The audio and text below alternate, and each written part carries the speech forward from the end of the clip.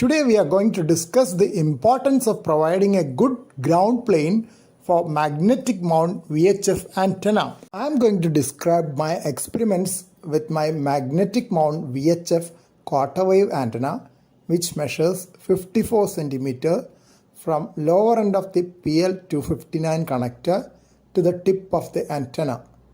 Magnetic base is below the PL259 connector, which is attached to an SO239 connector attached to the top of the magnetic base.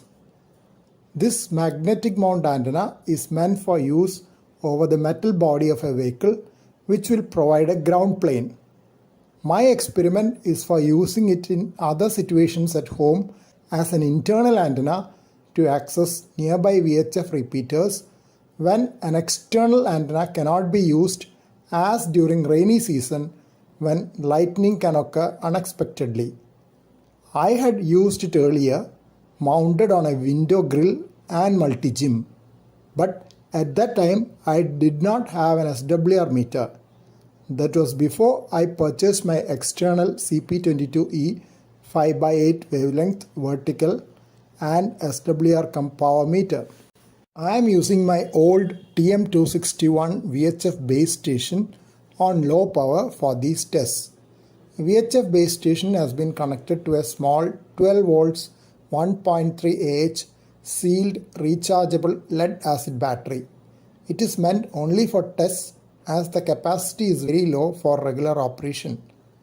But its size is very small so that it is very easy to carry around for tests.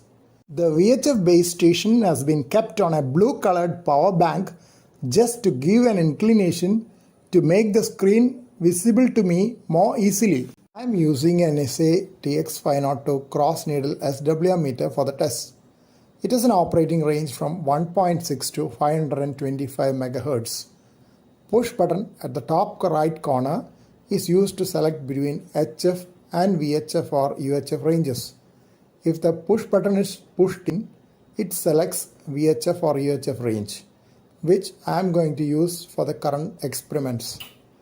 Rotary switch can be used to select the power range from into 1, into 10 and into 100.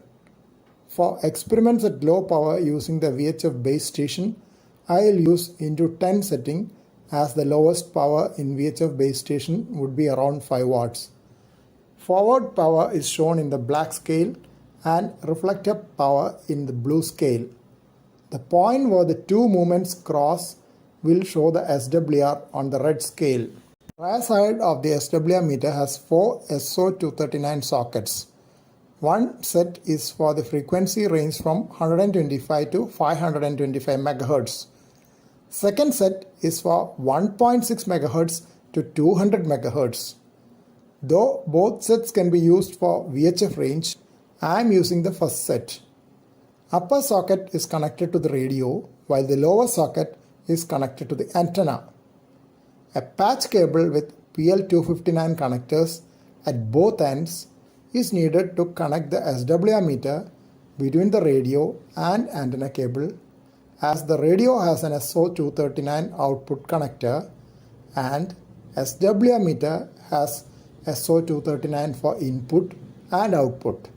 Antenna cable has a PL259 connector at its end. First, I checked SWR with the base of the magnetic mount kept on a wooden table just for information. As expected, the SWR was high, nearly 5:1. Anything above 2:1 is not acceptable for regular operations, as it will damage the final stages of the radio. Sometimes the cable also will heat up and get damaged if high powers are used. Tests are only for a few seconds, and I hope that it will not cause permanent damage to my equipment. Note that the forward power is shown as about 3.5 watts and reflected power about 1.5 watts. After that, I tried keeping the magnetic mount on the SWR meter, which was kept over the radio, for convenience of getting a photograph of all in one frame.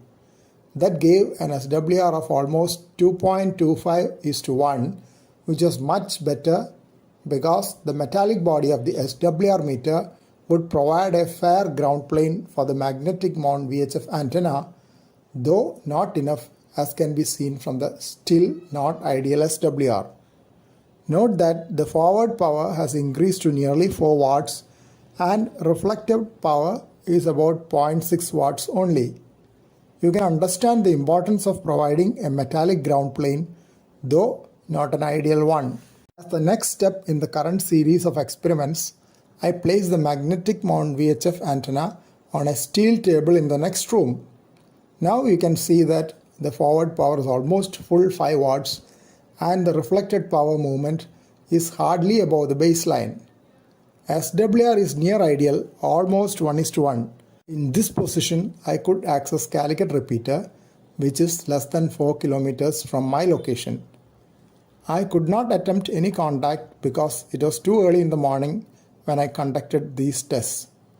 All these tests were conducted with the antenna in vertical position, meaning that the electromagnetic waves would have vertical polarization suitable for terrestrial communication. Next was to try the magnetic mount on the window grill. Earlier I had used it on the window grill for accessing the local repeaters from the first floor with the antenna kept vertical. This time I tried the antenna in the horizontal position on the upper part of the metallic window grill just for checking the SWR in that position. That position would not be ideal for accessing local repeaters as the electromagnetic waves will be horizontally polarized and the repeater antenna would be vertically polarized, being an omnidirectional vertical antenna for reception from all around.